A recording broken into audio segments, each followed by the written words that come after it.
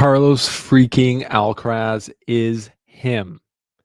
The kid is back on top, number one in the world, wins the US Open, his sixth major, increases his lead in the head-to-head versus Jannik Sinner, and just plays a fantastic, dominant, crushing,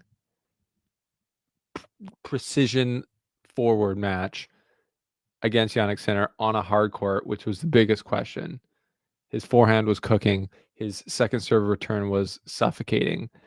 I don't know what else to say, but we're going to figure it out. We're going to review this match, what it means for their head-to-head rivalry, and go through it set by set, talking about the stats, talking about the themes, and getting into it, because that's what we do here on the Slice, presented by Canada House, New York City. Let's get into it.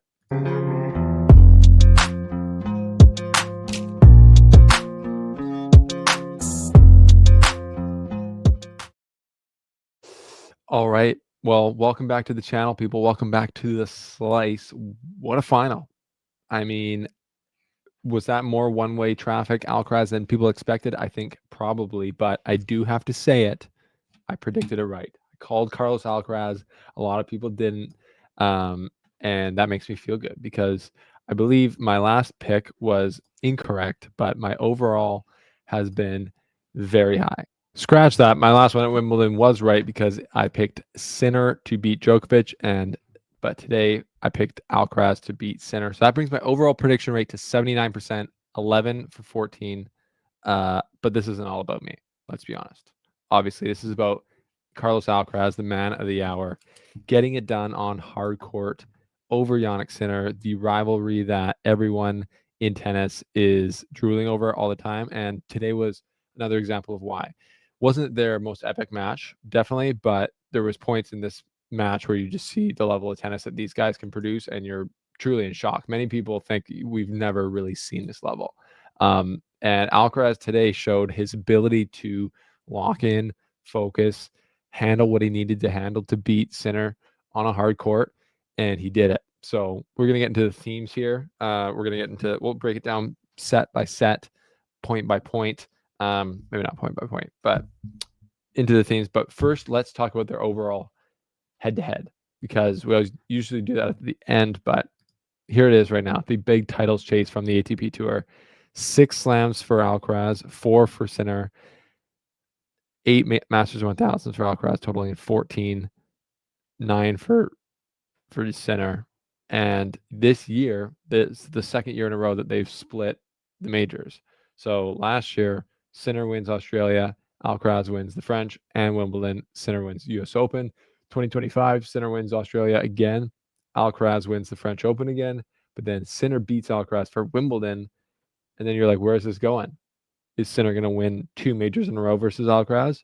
Or is Alcaraz going to win again, which he did to win the US Open, proving that he can beat Sinner on a hard court? And also, if you kind of think of it, pulling away again in their head-to-head. The head-to-head is an interesting one here to watch, because obviously from the eye test and what everyone knows, they're the 2 obvious best players in the world, and Sinner's been the number 1 for the majority of the past 2 years.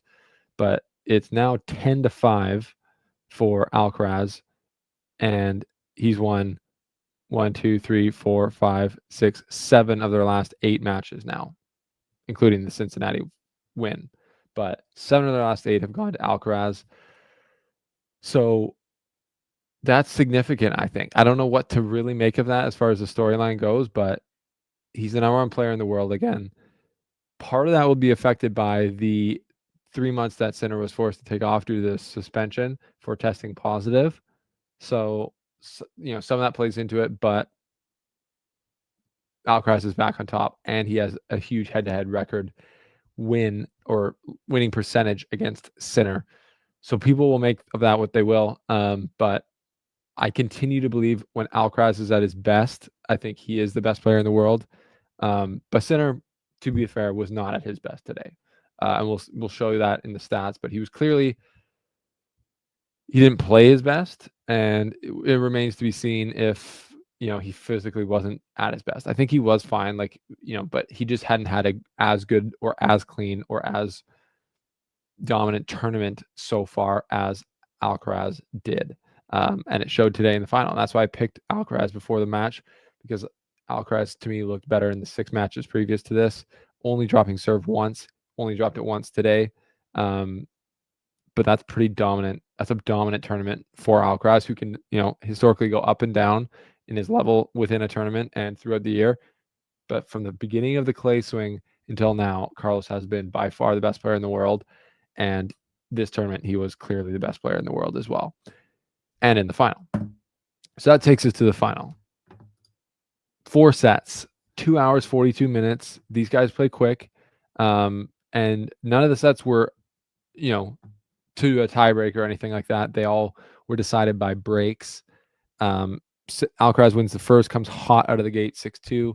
Then Sinner capitalizes on maybe a little bit of a lull from Alcaraz at the beginning of the second set and gets a break on his only break point chance, gets ahead and keeps it. And then the third set was one-way traffic. Alcaraz again as he refocused, and Sinner kind of unfocused. It was definitely not characteristic from Sinner in that third set. And then the fourth set, Alcaraz clutch, as we've seen him so many times, as I've called him the clutch king, gets it done in the fourth set. The confidence for me, at least, was still with him going 5. His head-to-head, his 5-set record is still insane. I believe he's only lost 1 time in a 5-set match, or maybe none. I forget now. But they 3-0 in their head-to-head and 5-setters when it's gone 5 sets. So let's get into the stats, which you can see on the far right side of this screen. Overall, aces 10 for Alcaraz to 2. Double faults, no double faults, 61% first serves in, 83% win on first serves, 57% on second serves, 74% or 20 out of 27 net points won, broke 5 out of 11 times. That's the one category that Sinner wins in this, but it's not one you really want to win. He won 1 out of 1, 100% of his only break point forced, which is definitely lower than you would expect. Winners, 42 winners for Alcaraz to 24 on forced errors. Total points, 112 to 89. So a comprehensive win for Alcaraz. The 3 big themes coming into this, the 3 themes for the reason I thought he would win would be he was fresher.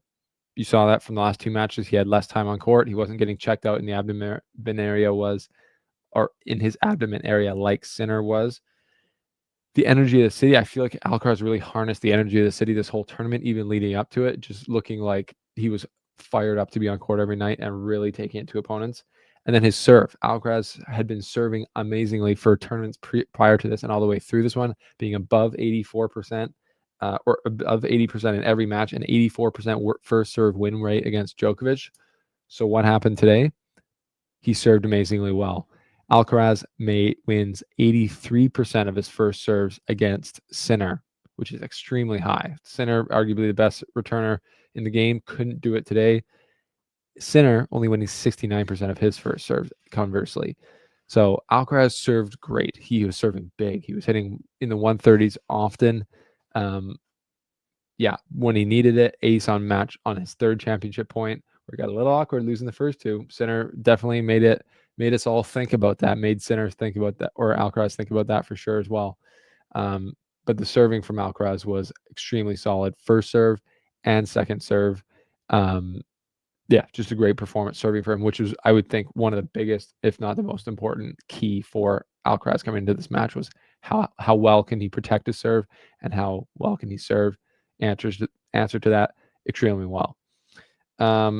Then from Alcaraz, what was the second most important thing to me was the cross-court forehand, or just the forehand in general. He was super aggressive with it to start and most of the way through the match. Let off a little bit in the second set at the beginning, but in general, that forehand cross-court, the one where he gets on the outside of the ball a little bit and has the spin, kicks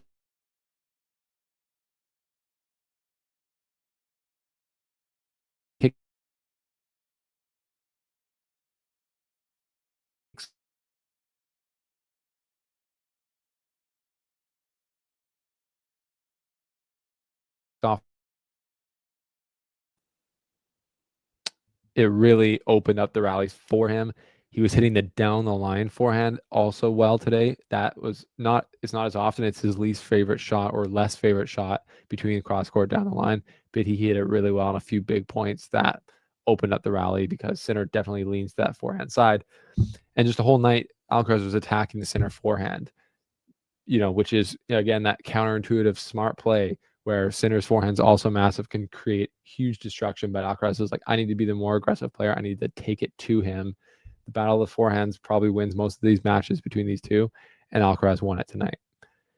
So that was huge. The forehand, the cross-court forehand, and secondly, the second serve return. So Sinner didn't get a lot of first serves in, so that makes he only got 48% first serves in. So he ended up hitting more second serves than he hit first serves, or there was more second serve points than first serve points on Sinner's serve. So him protecting his second serve was really important, and Alcaraz was able to win 52% of the points on Sinner's second serve. And if you look at the first set, in the first set, Alcaraz or Sinner only won 33% of his second serve points, 4 for 12. In the second set, which Sinner won, he was 11 for 16 on his second serve, so that was great. The third set, it went back, only 2 for 7.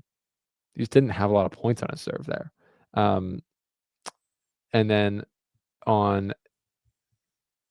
in the fourth set, it was again 11 for 23. So just so many second serves in that fourth set. Just wasn't able to hit his first serve. So was Sinner going for his serve too much? Or was he trying to serve really, really big and then therefore missing more? Or did he just have an off night serving? But the interesting thing was with the second serve, Alcaraz was just super effective at returning that and winning points on the second serve.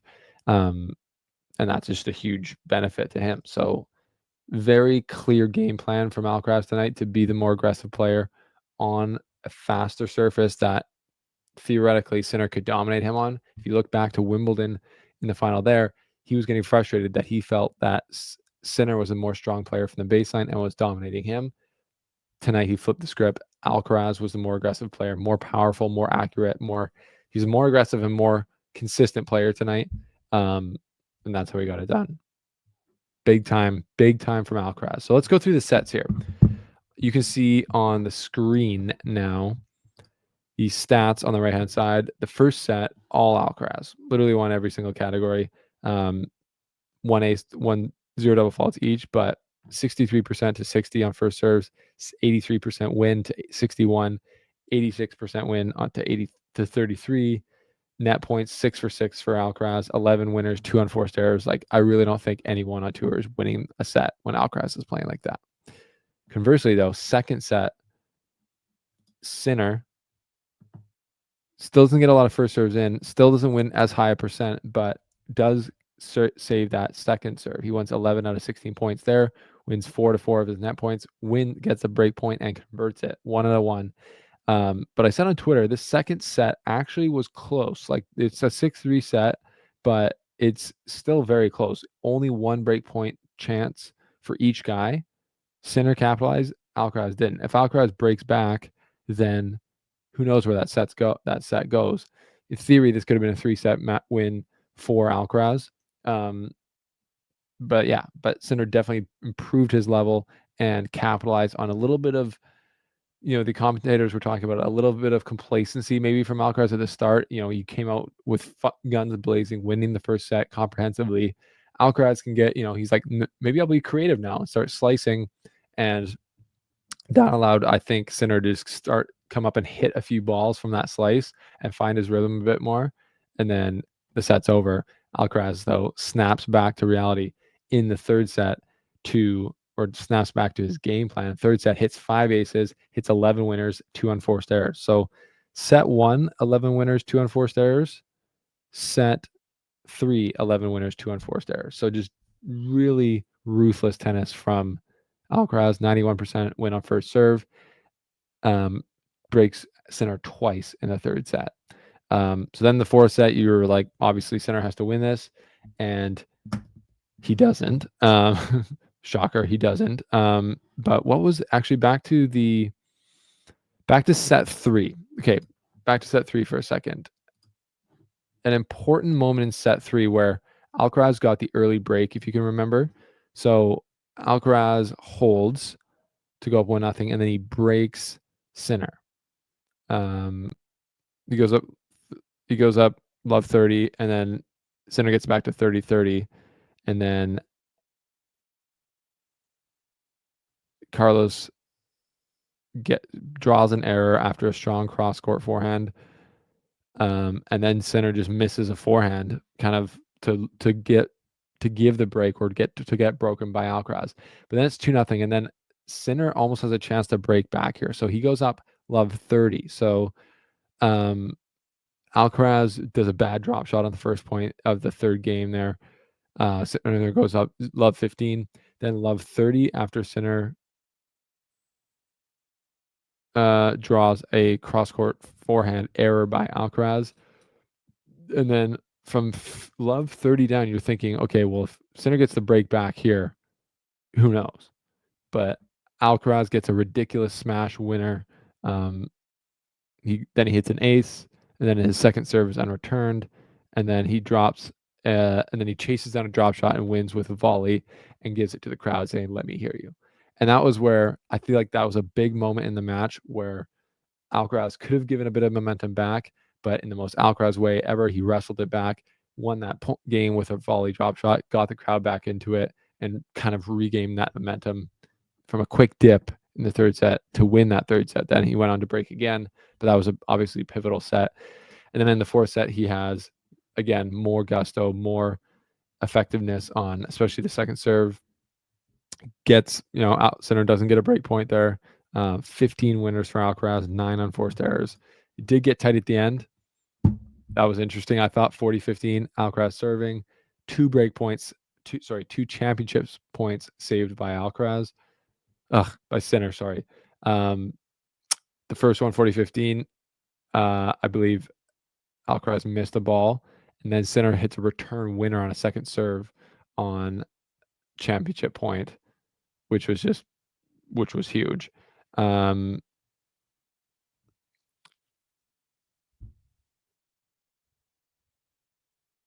Huge. Yeah, it was an Alcaraz miss on the first championship point, and then second serve return winner for Sinner. And then you're like, how can Alcaraz handle this pressure? And then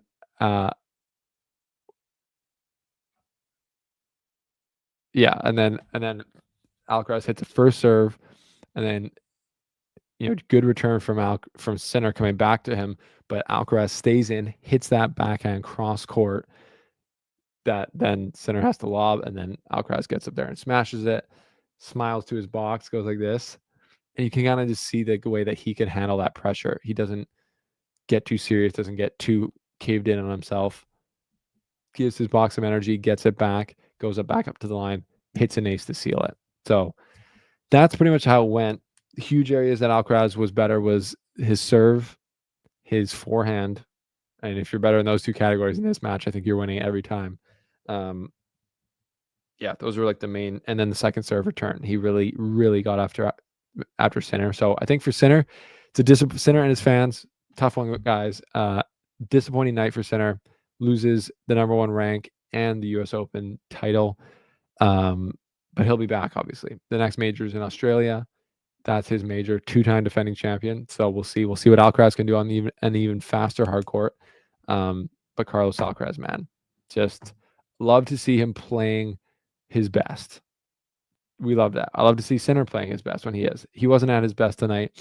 Alcaraz won, and that's how it's going to go. So those are my thoughts. That's an analysis of the final. It was a great U.S. Open, a great for Canada. I believe in Canadian tennis, Canada House NYC. We still got some shirts here, so we're going to be putting them back on our website for sale. If you want to support Canadian tennis, if you're Canadian, you want to support us, you want to support Canada House, and stay tuned for the next one, hit the link below. For the U.S. Open in general, great tournament. Sabalenka, Alcaraz winners, big time box office. So that's an analysis from the slice, and that is a ending of our coverage of the U.S. Open. Kind of, we'll actually be talking about it on the podcast with JP tomorrow morning. So stay tuned for that. But that's the U.S. Open final on the men's side. Let me know your thoughts, your reactions, your analysis down in the comment section below, and we'll see you there.